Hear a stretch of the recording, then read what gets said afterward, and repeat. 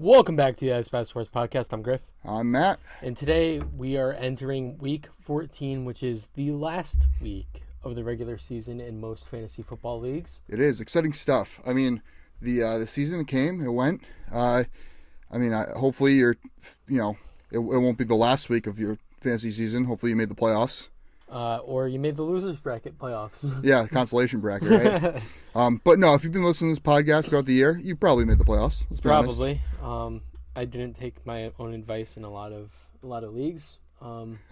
Sitting pretty in a couple of them.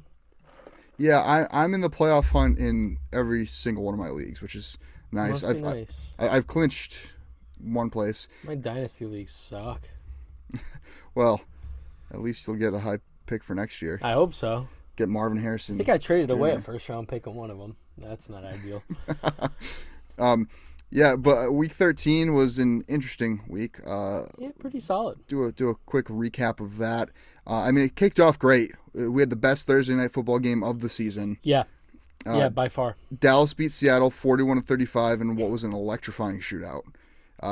Dak adds to his 2023 resume. He had 299 yards and 3 touchdowns through the air, and he enters himself into the MVP conversation. Yeah, personally, he's my number one for MVP at the moment. Could change. There's still a lot of football to play, but he's more deserving than Brock Purdy. Yeah. Oh, because what Dak is doing, and I hate to admit this as an Eagles fan, but what Dak is doing is he's actually taking chances. He's making throws, but he's making calculated throws. Yeah. And he's making great decisions.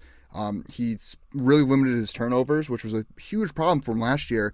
But we know he can put up numbers. We've seen this year in and year out. But he's putting up numbers while limiting the turnovers, which I think is the large reason he's in this MVP conversation. Yeah, no, 100%. And CeeDee Lamb just continues to have a monster season. He had 12 catches, 116 yards, and another touchdown. Geno Smith, another huge game too, threw for 334, 3 touchdowns and a pick. DK, 6 catches, 134 yards and 3 touchdowns. Yeah, talk about a big day from him. Yeah. He's an athletic freak. He's not from this planet.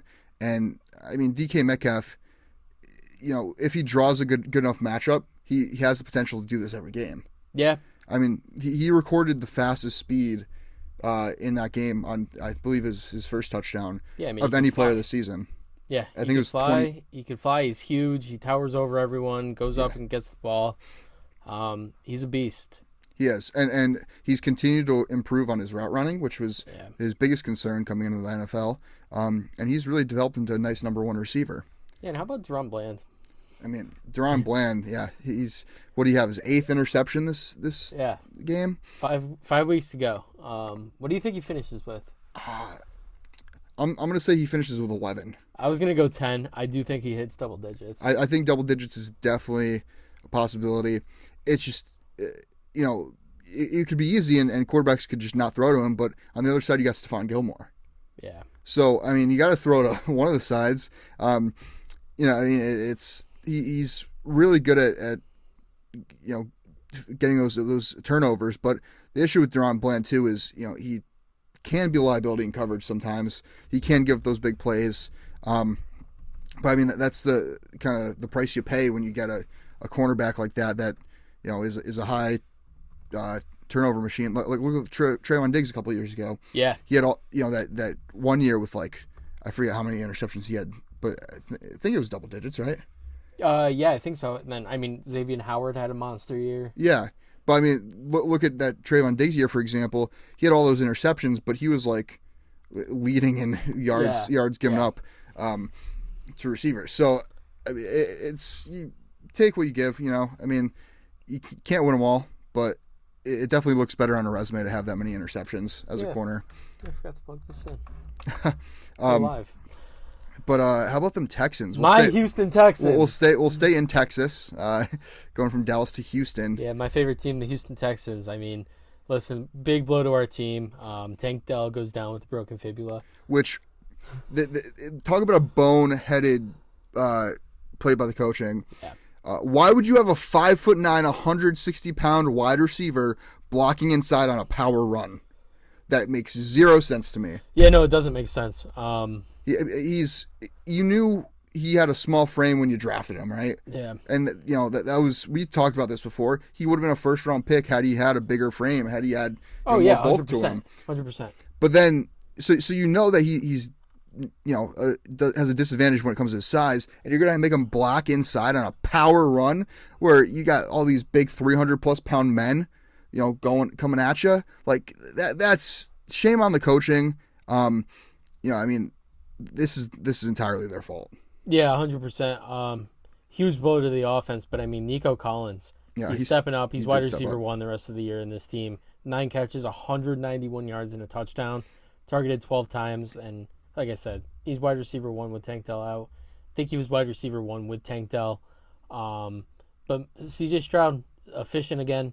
16 of 27, 274 and a touchdown. And how about that defense? Yeah, the defense, it's a young defense. Very young. But that just goes to show how much potential this defense has, because you have your two studs, the back-to-back first-round picks, back-to-back years, just absolutely going off in this game. Will Anderson had 2 sacks, 2 TFLs, pass deflection, and 4 quarterback hits. So monster day from him. And then an even bigger day from Derek Stingley Jr., who had 2 interceptions and 4 pass deflections. And all 4 of his picks this season have come in the last 3 weeks. Yeah, he's been really good. He's really stepped it up. Yeah. He's turned into one of the most elite corners in the league. Yeah, I mean, there's a reason that he was drafted as high as he was. He's not the best corner out of that class, but he's right up there. Oh, well. From my other favorite team. Yeah. Listen, my 2 teams, man. We got the top 2 corners in that draft. Yeah, well, I mean, Stingley, the thing with him coming into the NFL was he was a very raw prospect. Yeah. And he didn't play his last season, right? I think he missed some time, but I think he did play a little bit. I feel like he either got hurt or he definitely. Yeah, it was something. Yeah, I think he got hurt. Yeah, but So second year, the fact that he's developed this quickly. Yeah. I mean, they need him to. That's a huge dub for the Texans. I chalk that up to DeMeco Ryans being as great of a coach as he is. Yeah, no, they need it because this team's legit. They're built to win now, and they're gonna need these young guys to develop quick, and they have. Yeah. Nico Collins is developing big time. Tank Dell, I mean, we saw it throughout the season how much he improved. Yep. You see these defensive guys, Stingley the last couple weeks, Will Anderson starting to break out, and I mean C.J. Stroud. You can't talk enough about him. I mean, he's been the best rookie quarterback by far. He has. And I mean, yeah, he's had some ups and downs, but he's had a lot more bright moments. And I mean, out of a rookie quarterback, that's all you could ask for. Yeah, what he's been doing as a rookie QB, we talk about this every week, is just outstanding. I mean, Houston is legit, and they are built for both now and the future. Yeah. It wouldn't surprise me to see them go on a little bit of a playoff run. Making the Super Bowl is a little bit of a stretch still for me, because you have some tough dogs in that division, or not that conference. I mean, you have KC, Baltimore, Miami, but I think they could win a game or 2 in the playoffs. I agree. And next up, how about the Cardinals? Yeah, more like how about Pittsburgh? Yeah, true. Well, I mean, James Conner in his revenge game against his former team carried the ball 25 times, but made 105 yards and 2 rushing touchdowns out of that. So yeah, he that's the only the second time this season he's gone over 20 carries. Definitely a revenge game, and I think that was probably on him. He's give me the ball. Yeah. Make him pay, and he made him pay. Yeah, I mean, the Cardinals upset Pittsburgh, but I mean, somebody with James Conner in fantasy football, he's been very, very mediocre since coming back from his injury. Yeah. He's been like 8 points every week. But to see him blow up big this game, and he just, not just him, but Kyler Murray, they both looked very comfortable in this offense. And I mean, the offense was pretty good. Kyler Murray completed 13 of 23 passes for 145 yards, 1 touchdown, and 0 interceptions. He only ran the ball 9 times for 20 yards. But like you said, they the offense kind of ran through James Conner. Yeah, it did. And Murray made the throws he needed to. Most of those being to Trey McBride. McBride caught 8 of his 9 targets for 89 yards and a touchdown. Yeah. Trey McBride, somebody that I feel like nobody's really talking about going into the season. He was one of my favorite tight ends in that draft class, too. He was probably the best tight end in the draft class. I'd say so, last year. Out of Colorado. Yeah. Colorado State. Something like that. Colorado State, I believe. He's been really consistent the last, this whole season pretty much. Since Zach Ertz went down and then was eventually caught. Yeah, he's been a big-time receiving threat. He's tight end 7 right now in fantasy. Wow. Yeah. Yeah, and we know Kyler Murray likes to use his tight ends. Right. He always has. So Trey McBride, definitely somebody. He's probably not available in your sleeper league. Yeah, he's rostered in 82% of leagues. If he's still out there, probably worth picking him up. Yep. Najee Harris rushed the ball 16 times for 63 yards. Jalen Warren rushed the ball 9 times for 59 yards. Kind of a split backfield there. Yeah, I think the biggest highlight from this game is Kenny Pickett. Goes down with an injury, underwent successful ankle surgery today. He's going to miss Thursday's game against the Patriots. And probably a few more games after that. Maybe. I don't know. These procedures are weird. Like, these guys will get a surgery and play the same week. It doesn't make sense to me. But, Mitch Trubisky came in. He was 11 for 17, 117 yards and a touchdown. Did lose a fumble. He's a guy. Well, it sucks because just when Pittsburgh's offense was starting to, come in its own and, in the relief of Matt Canada, Pickett goes down. And now you have a whole wrench thrown in to a team that, what are they? What's their record now? They still have a decent record. Yeah. They're 7-5. So they're second place in their division, tied with Cleveland. But Cleveland's without their quarterback. Cleveland's probably, they're not going to lose out on the year. Their defense is too good. But the chances of them making the playoffs are slim. They don't have much on offense. Right. But Pitt has a little bit going on both. And the thing with Trubisky though is, he is serviceable enough where he can come in and win a game against Bailey Zappi, yeah. Yeah. But he can come in, and if he needs to play more than that, he can. But he's no franchise quarterback. But you got to focus more on the run game. What do you mean he's not a franchise quarterback? He's got an MVP, man. Oh yeah, the Nickelodeon valuable player. No, but he's probably one of the best backups you can have in the NFL. I'd say so, yeah. In terms of backups, like I'd rather have him as my backup than like Jake Browning. Yeah, I'd rather him than Tim Boyle. Or Zach Wilson. Now, Zach Wilson has looked decent this year. Yeah. Given where he was before. Yeah. But I think I should get this out of the way and talk about a game I don't really want to talk about. This one's all you, brother. Get ready. This is going to be a roller coaster of a conversation you and I are about to have, you and I, listener. 49ers absolutely crushed my Philadelphia Eagles Sunday. Yeah. First off, I'm going to get my salty comments out of the way. Stats do lie.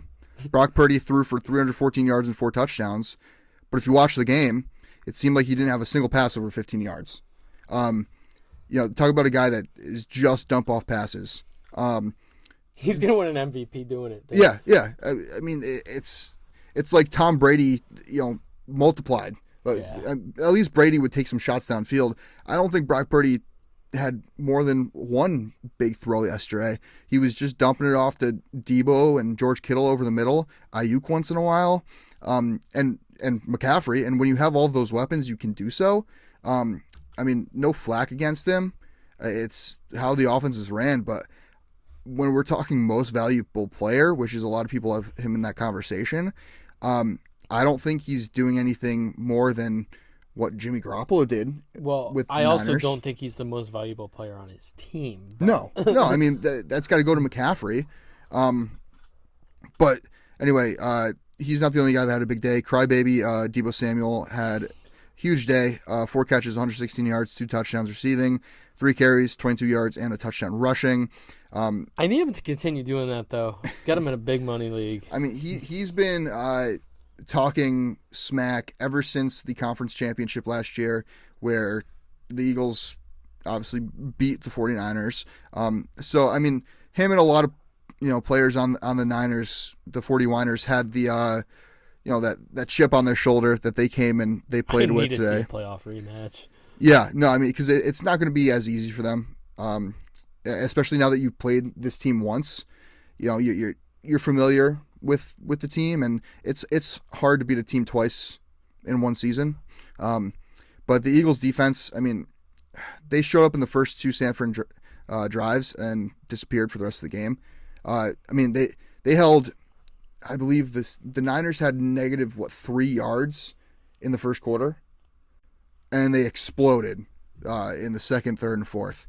But I mean, whatever they're doing to start the game was working, and then I don't know what stopped. If the Niners saw something and kind of exposed them over the middle, which has been a glaring weakness for us.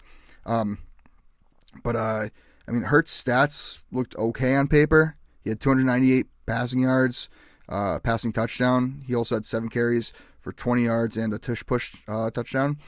But, I mean, I'm not going to say he was a liability yesterday, because as many bad plays as he had positive plays, but he definitely wasn't doing the team any favors. There was at least 2 plays I can think of off the top of my head where he had 6 seconds to throw, and he's standing there, literally standing there looking around, and he instead of even like throwing it away or scrambling or anything, he takes the sack. He did that twice.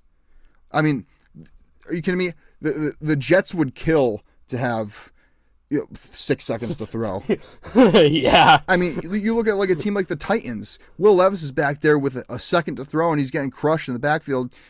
Jalen Hurts was sitting there for 5-6 seconds looking around, and okay, you don't see anything open, that's fine. Throw it away. Don't take those negative. Or take off. Yeah, or take off. But don't sit there and take that sack. That you absolutely cannot take that sack there. And that happened again multiple times in that game. I mean, his reads, I don't know if it was just there, but it doesn't help that the Eagles coaching has been was a big issue in this game. Both sides of the ball. The defense was asleep from the second quarter on, and the offensive play calling has remained stagnant all season. The Eagles are afraid to run the ball. I mean, DeAndre Swift had, I don't know how many carries, but it was definitely less than double-digit carries. He caught a clothesline from hell, too. Yeah, I mean, and this is a guy that hasn't had a lot of carries all season, but has been making the most of it. I mean, at one point, he was a top 5 rusher in the league. Yeah, he still is. He's number 4. He has 783 yards rushing on the season off of 167 carries. I mean, this is a guy that you put the ball in his hands and he's making big plays, but we haven't been getting the ball in his hands. I mean, the offensive play calling has been so predictable, so vanilla, so plain, so stagnant. I mean, Brian Johnson needs to do something different. And I think that also has played a large role in why Hurts has been either taking those sacks or just looking lost on drives, because he's drawn up these horrible plays. I mean, had Philly played like they did the first quarter, they would have won this game. I don't know why they went away from what they were doing. If they had went and they started implementing the pass in the second quarter, a lot more than the run. Like I said, they were afraid to run the ball. Had you controlled the ball on offense, taken your time, had 12 to 14 play drives, and just kind of do what the Niners did. Run the ball down our throats, do these little dink and dunk passes, and you're letting your defense rest, so that when the defense comes back out, they're fully rested, they're able to play at 100%. But no, I mean, we were going out there, we were taking too many shots, too many risky plays, and in the second quarter there was too many 4-and-outs, and the game got out of hand really quickly. And then coming out into the second half, it was ridiculous. The Niners had the momentum. They had a couple big plays, and the momentum carried them through the end of the game. I mean, I don't know. At the same time, Philly was bound to lose the game. They've had a gauntlet of a schedule. The last 3 games they've played were against Dallas, KC, and Buffalo, and they won all three. So, I mean, a loss was going to come. You're not going to win every game. But they still are 10-2, so there is no need to panic. I mean, Philly just has to focus on Dallas and bounce back. But I'm going to end my rant in a second. I just want to give a shout-out to Big Dom, the head of security for the Eagles. You know, he got ejected. So did Drake Greenlaw, because Drake Greenlaw... the head of security got ejected? Yeah, Big Dom. Yeah, so Drake Greenlaw had a big hit. I believe it was on Devonta Smith. Yeah. You know, Smith was on the sideline. Greenlaw with a big hit, unnecessary roughness or whatever. But then there was a big scuffle. There's a lot. It was a very scrappy game. And Big Dom, our head of security, tried to break it up. And Drake Greenlaw went and swung at him, caught him in the nose, and Big Dom pushed him. And then the officials took like 5 minutes and ejected Drake Greenlaw, and then took another like 2 minutes and then ejected Big Dom. But yeah, no, it was that was electric. I thought we were gonna rally back after that for Big Dom. Apparently, he's loved in Philly. He's a big personality. Yeah, pull up a picture of him. He looks exactly what you'd expect somebody named Big Dom to look like. Oh yeah. Yeah. No, yeah. He's big and he's Dom. But yeah, no, I spent enough time talking about Philly. I'm not too worried about that game. 49ers fans don't think it's going to be as easy come the playoffs. How about KC getting upset again? Jordan Love, big game. 25-36, 267, 3 touchdowns, 0 turnovers. Packers are the real deal. Yeah. They took a little while. They off to a slow start, but I saw a comparison the other day. Jordan Love's first 11 games to Aaron Rodgers' first 11 games, and they're almost identical. Yeah. Jordan Love, I mean, he's starting to come in his own, and like I've said before on the podcast, I think he should be your franchise. I've seen enough out of him this season that I think you should build around him. I think he's done enough. Yeah, I mean, there's a lot of people that want to move on from him after this season, but like, yeah, he's had 3 years to sit, but he hasn't been out there playing. Playing time is very valuable, and he's started coming in his own as the season's gone on. Yeah, A.J. Dillon, decent game, 18 carries, 73 yards. Christian Watson caught 7 of his 9 targets, 71 yards, 2 touchdowns. However, he did go down with a hamstring injury, which is pretty big. We'll talk about that a little later on for the waiver wire watch. Hint, hint. Mahomes, 21 of 33, 210, touchdown and a pick. Not very good out of him. Travis Kelce caught 4 of his 5 targets, 81 yards. He's still consistent, but he's not having those big games that we're used to out of him. Right. But I mean, he is still tight end 2 in fantasy. So, but at the same time, too, I mean, he is Travis Kelce, and it's hard to bench him. Yeah. Because he has that big playability. He has that huge upside where one of these days he could have a 4 touchdown game. Yeah. So I mean, you just got to stick with him, and hopefully he comes through for you in the playoffs. Yeah. About Isaiah Pacheco, 18 carries, 110 yards, and a touchdown. He's been really good. Yeah, I mean, I love watching him run. He's got one gear, and it's fast. Yeah, talk about he should be on was it the hard run? Yeah, Kyle Brent does that. But then Packers. You touched on it. They might be a real deal. They're 6-6 now in the season. They're getting hot at the right time. They've won 3 in a row. They beat the Chargers and then 2 major wins against Detroit and KC. Puts them right into the hunt for the playoffs, honestly. And I mean, let's be real. Like, I don't know what their schedule is looking like going forward. I think they have a pretty soft schedule going forward. So Packers they got the Giants this week. Yeah, they're 6-6, tied with Minnesota for second in the division. Yep. They have their upcoming games are against the Giants, Buccaneers, Panthers, Vikings, Bears, all very winnable games. Yeah, they could win out. They could win out. Giants and Carolina probably both easy wins. Tampa always puts up a fight. Minnesota, it depends what version of Dobbs you get. And Chicago, at that point in the season, Chicago can kind of just roll over. Yeah. I think Green Bay definitely makes the playoffs. I agree with that. I think they go 10-7, 11-6, and yeah, because who else are they competing with? The Rams, the Seahawks, who are going to beat each other up. Yep. Yeah, no, I think very real possibility there. And that'll pretty much wrap up the Week 13 recap. Let's jump into our Week 14 picks. Our Week 13 results for our picks. Griff and I both went 8-4. Yeah, we still have Monday night game. We do. I'm 123-68 on the season. You are 110-67. Yep. Jumping in our first game, we have New England at Pittsburgh. Do we really need to talk about this? New England's mailed it in. Yeah, Pittsburgh wins this one. 100%. Yeah, probably 13-0. Yeah. Chris Boswell getting a little credit there. Yeah, that's true. But New England's mailed it in. I mean, even Mitch Trubisky led Pittsburgh. I think still takes the dub. You got Tampa Bay at Atlanta. I was back and forth on this game. Tampa Bay, it depends which team shows up. Yep. Baker Mayfield's been serviceable, but Atlanta's, been finding ways to win games. They're 6-6.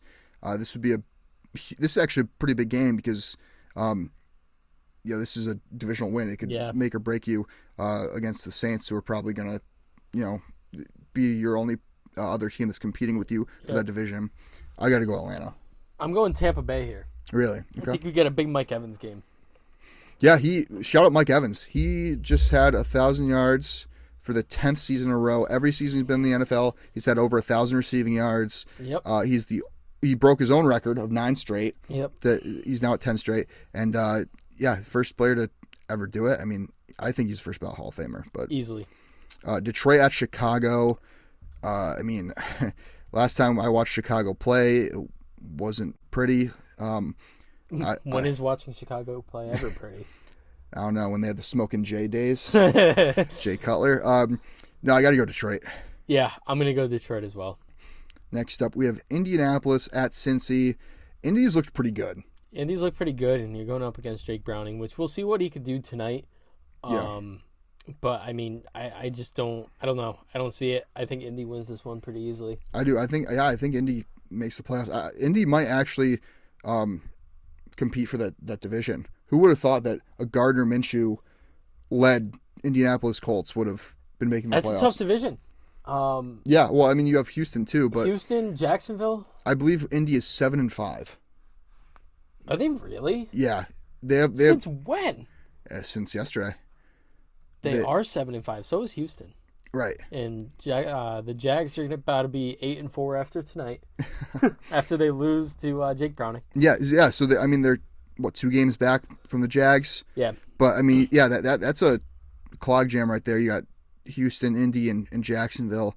Actually, kind of a big game tonight. This is a game Jacksonville needs to win. Yeah. But yeah, I gotta go Indy. Me too. Speaking of Jacksonville at Cleveland. Yeah, Cleveland has no offense. Yeah. Their defense is still pretty good, but if you can't score points, then you're not going to win many games. Not going to win games. Look at the New York Jets. Yeah, I got to go Jacksonville. Me too. Carolina at New Orleans. I don't want to watch this game. No, New Orleans at home. Yeah, me too. Carolina's just bad. Yeah, they still put up a fight against Tampa. New Orleans is bad too, but Carolina's just worse. Yeah, no, I thought Carolina was going to bounce back and win because they fired their head coach, but no, they just really are that bad. Yeah, no, New Orleans for sure. And this is what I mean, though. This is why I think that Atlanta has to win this game against Tampa because New Orleans, they're playing Carolina. I believe they have Carolina to play twice yet, right? I think so.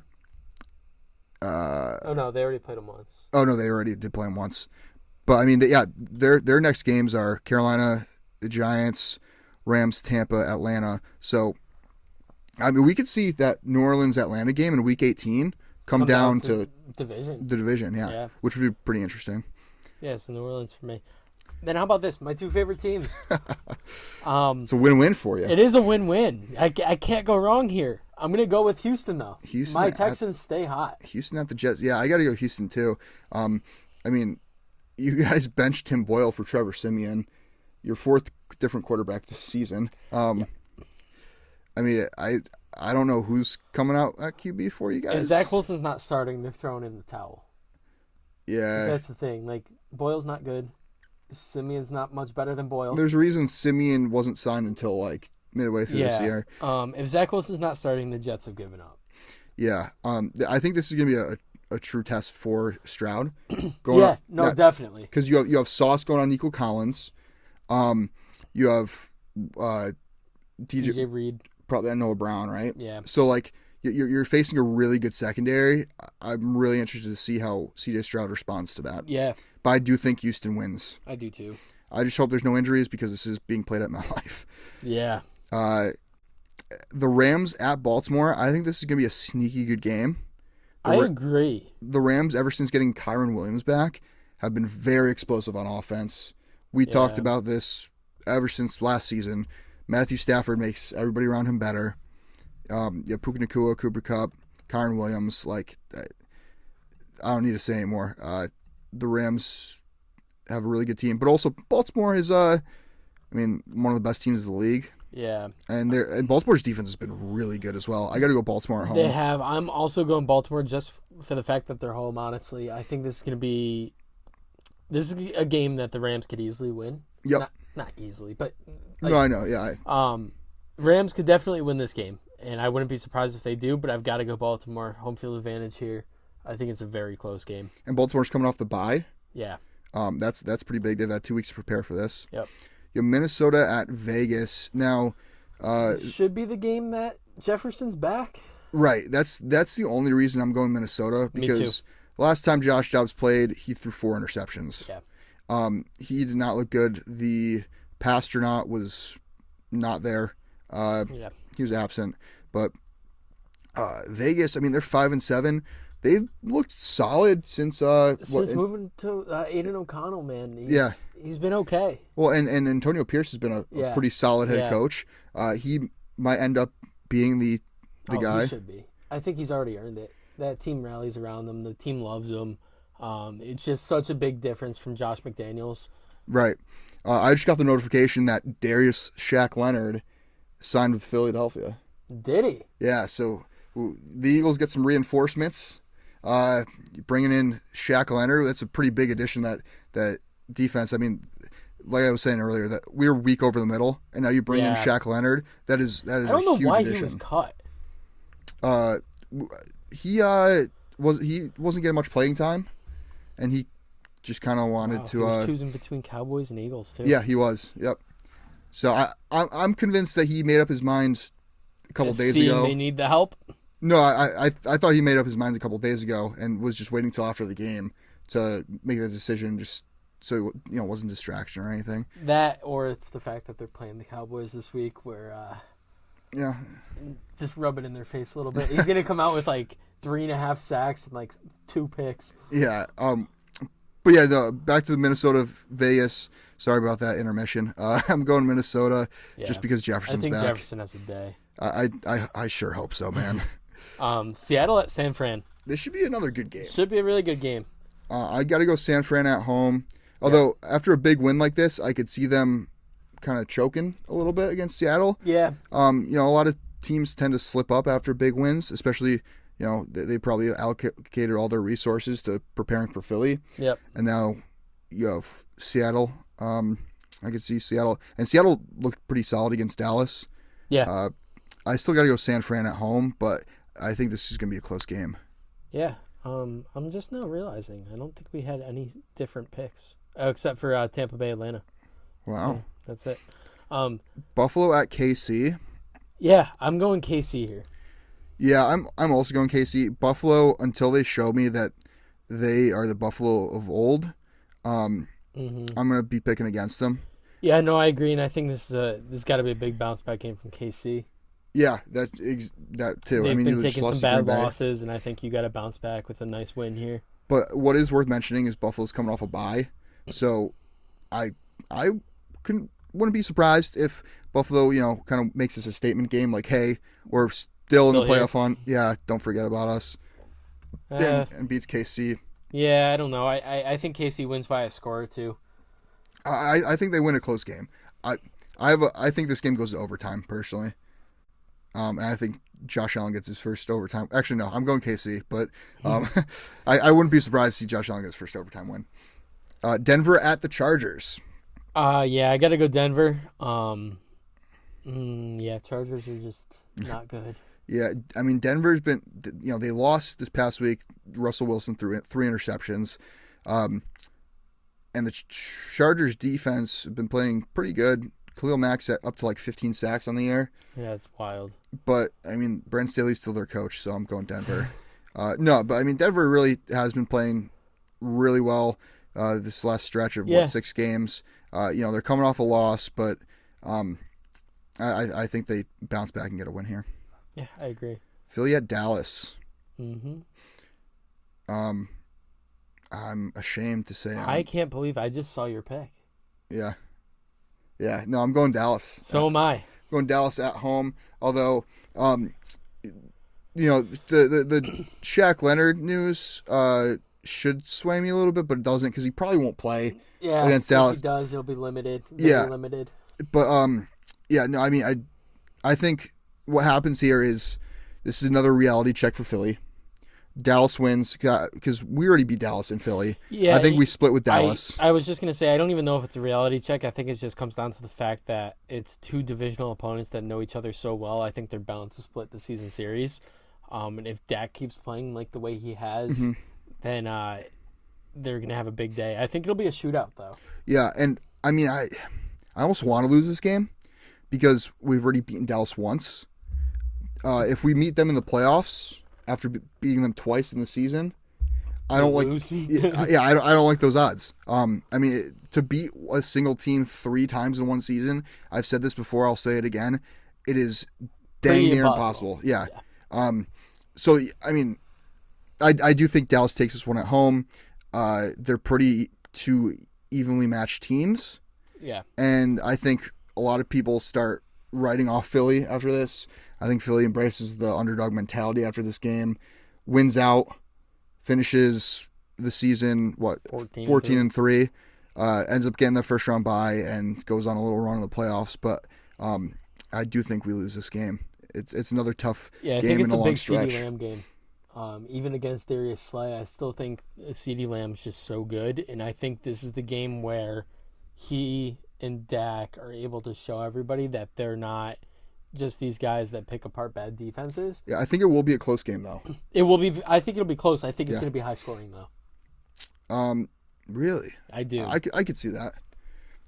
Yeah, and that's the Sunday night game. So I'm probably going to go to bed sad. Monday night, we have a doubleheader. Yeah, we do. have Tennessee at Miami. I mean, I don't like Monday doubleheaders. I talked about that before. I don't get it. And it's 2 bad games. Tennessee at Miami. I mean, got to go Miami there. Yeah, I mean, Tennessee, although they looked competitive against Indy, they did lose that game late. Yeah, I mean, Miami's just Miami. You see what they did to Washington this past week. I think Tyreek Hill torches that Tennessee secondary. I agree. And then the other Monday Night Football game is Green Bay at New York. I mean, Green Bay. I got it. Green Bay. Yeah. Yeah. I mean, the Giants. Sorry. The Giants, although they are opening the window for Tyrod Taylor to come back, I don't think that makes a difference. Green Bay's playing hot. They're coming off 2 huge wins against Detroit and now the Chiefs. They're in that playoff hunt. This game means a lot more to Green Bay than it does the Giants. 100%. Giants would almost rather lose this game, honestly. Yeah. Yeah, I mean, again, people are playing for jobs. I get that, but I mean, you got to think that there's somebody in upper management telling the Giants to kind of ease it back so they get a higher draft pick. Yeah, I think Jordan Love has a big game again. Yeah, probably. Well, Giants defense actually has been pretty solid. You look at their last couple of games; they've been holding teams to under 20 points or something. I'm looking it up right now. It's taking forever to load, but I mean, they've had some pretty low scoring games the past couple of weeks. Yeah, they beat New England 10-7. But then when they played the Jets 13-10, Washington 14-7, Buffalo 14-9. I mean, in between you had Vegas and Dallas and Washington, but I mean, they're up and down. Yeah, Giants defense shows up when they want to. They show up against bad teams. Yeah, that's true. a couple buys this week, Arizona and Washington. Yeah, Washington needs it. This is the last bye week of the season. Yeah. And then we should have 16 games every week from here on out. Then we got the waiver wire watch. Exciting waiver wire watch. Waiver wire watch for your last week of fantasy for most leagues. Like we already said, let's kick it off. We talked about him enough already. Don't need to go over it too much. Jordan Love, though. Jordan Love, I mean, we've talked about him all episode. He's rostered in 63% of sleeper leagues. We talked about his stats. He's been a top 10 fantasy quarterback in the last 3 weeks and top 5 in the last 2. In his last 3 weeks, he's had 857 passing yards, 8 touchdowns, and 0 turnovers. He's been good. He's been really good. And, I mean, this is a guy that if you have some quarterback issues, maybe you turn to Jordan Love if he's out there. This next guy is definitely a big ad because Ramondre Stevenson went down with an ankle injury. And it's Ezekiel Elliott. Ezekiel Elliott rushed 17 times for 52 yards on the ground during Sunday's loss to the Los Angeles Chargers. He also caught 4 or 5 targets for 50 yards through the air. Obviously, like I said, the Stevenson ankle injury is going to keep him out for several weeks, probably the rest of the season. And that leaves Elliott in line to handle, the workhorse back duties. It's pretty short turnaround, though. They're playing Pittsburgh on Thursday night, but Zeke's only rostered in 46% of leagues. And, if you're in need of a running back right now, Zeke can definitely step in and be a solid RB3. Yeah, I totally agree. Next, we got Tajay Spears. Derrick Henry in concussion protocol. Probably going to miss a game. You never really see these guys come out of concussion protocol and play the next week. Especially nowadays, it's very rare. I mean, Tajay Spears had 75 yards on 16 of his carries. He caught 4 of his 6 targets for 13 yards. And if Henry's forced to miss any time, Spears is a solid fantasy option. And honestly, probably a starting option. Yeah. He's rostered in 45% of leagues, so there's a good chance he's out there. I agree. And last guy on this list is Romeo Doubs. Pair him with Jordan Love if you have the roster space. But Doubs caught 4 or 5 targets for 72 yards during the Packers' 27-19 win over the Chiefs in Week 13. Doubs finished as the Packers receiving yard leader, and he'll rank as a solid fantasy wide receiver 3 against the Giants this upcoming week, especially if Christian Watson isn't 100% with that hamstring injury. Doubs is rostered in 60% of sleeper leagues. 40% chance he's out there. Yeah, 40% chance he's out there. And like I said, if you're picking up Love, might as well pick up Doubs and have a little stack working there. Yeah. But that's going to do it for episode 18 of the Ice Bath Sports Podcast. Yeah, that's crazy. I can't believe we're 18 episodes into this season. Yeah. Wild. Check us out on social media at Ice Bath Sports on Instagram and TikTok, at Ice Bath Pod on X. Check out the video version of this episode on the Ice Bath Sports Podcast YouTube page. We'll see you guys next week. Enjoy Monday Night Football. Actually, you might have already enjoyed it. And we'll see you guys next Tuesday. As always, stay cool.